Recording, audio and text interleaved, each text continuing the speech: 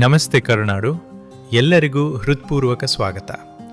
ಇಂದು ನಾವು ಕರ್ನಾಟಕದ ಉತ್ತರ ಭಾಗದಲ್ಲಿರುವ ಶಿಲ್ಪಕಲೆಯ ಕಾಶಿ ಮತ್ತು ಚಾಲುಕ್ಯರ ವೈಭವದ ಸಂಕೇತವಾಗಿರುವ ಬಾಗಲಕೋಟೆ ಜಿಲ್ಲೆಗೆ ಒಂದು ಐತಿಹಾಸಿಕ ಪ್ರವಾಸ ಕೈಗೊಳ್ಳೋಣ.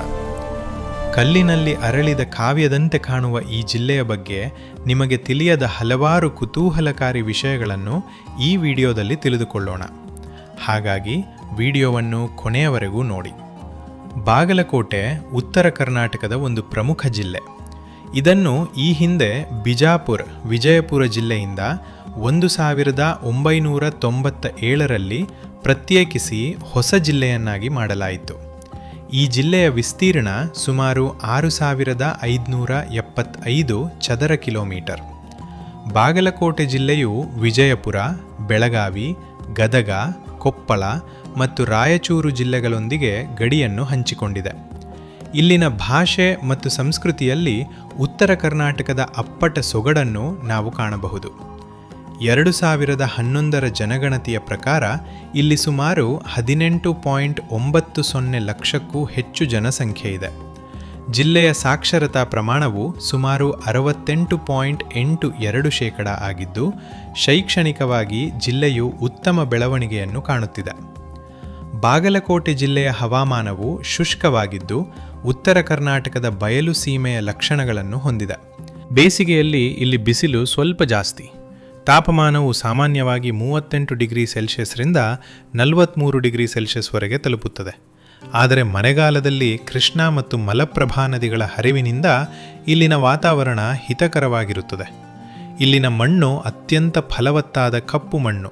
ಆದ್ದರಿಂದಲೇ ಬಾಗಲಕೋಟೆಯನ್ನು ಕಬ್ಬಿನ ನಾಡು ಎಂದು ಕರೆಯಲಾಗುತ್ತದೆ. ಬಾಗಲಕೋಟೆ ಜಿಲ್ಲೆಯ ಜನರ ಮುಖ್ಯ ಜೀವನಾಧಾರ ಕೃಷಿ ಮತ್ತು ಕೈಗಾರಿಕೆ. ಇಲ್ಲಿ ಪ್ರಮುಖವಾಗಿ ಬೆಳೆಯುವ ಬೆಳೆಗಳು ಕಬ್ಬು, ಜೋಳ, ಸೂರ್ಯಕಾಂತಿ, ಕಡಲೆಗೋಧಿ.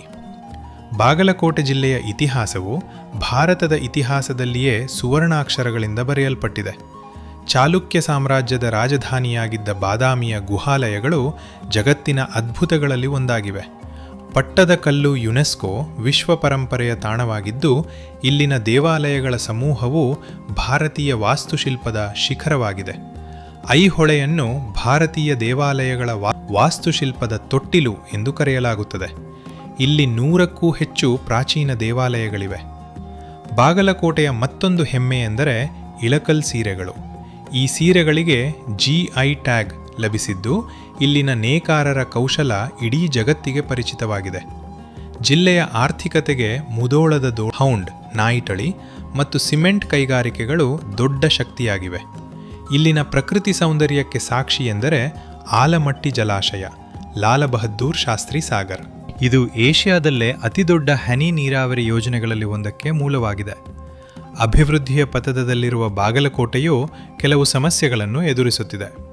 ಮುಖ್ಯವಾಗಿ ಕೃಷ್ಣಾ ಮೇಲ್ದಂಡೆ ಯೋಜನೆಯಡಿ ಮುಳುಗಡೆಯಾದ ಹಳೆಯ ಬಾಗಲಕೋಟೆ ನಗರದ ಜನವಸತಿ ಪುನರ್ ನಿರ್ಮಾಣ ಮತ್ತು ಆಲಮಟ್ಟಿ ಅಣೆಕಟ್ಟಿನ ಎತ್ತರ ಹೆಚ್ಚಿಸುವ ವಿವಾದಗಳು ಇನ್ನೂ ಚರ್ಚೆಯಲ್ಲಿವೆ.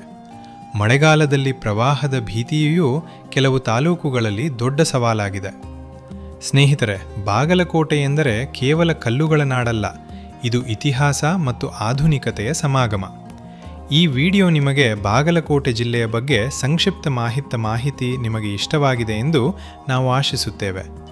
ಈ ಮಾಹಿತಿ ನಿಮಗೆ ಇಷ್ಟವಾದರೆ ವಿಡಿಯೋಗೆ ಲೈಕ್ ಮಾಡಿ, ಕರುನಾಡ ಕುಸುಮ ಚಾನೆಲ್ಗೆ ಸಬ್ಸ್ಕ್ರೈಬ್ ಮಾಡಿ ಮತ್ತು ನಿಮ್ಮ ಸ್ನೇಹಿತರೊಂದಿಗೆ ಈ ವಿಡಿಯೋವನ್ನು ಹಂಚಿಕೊಳ್ಳಿ.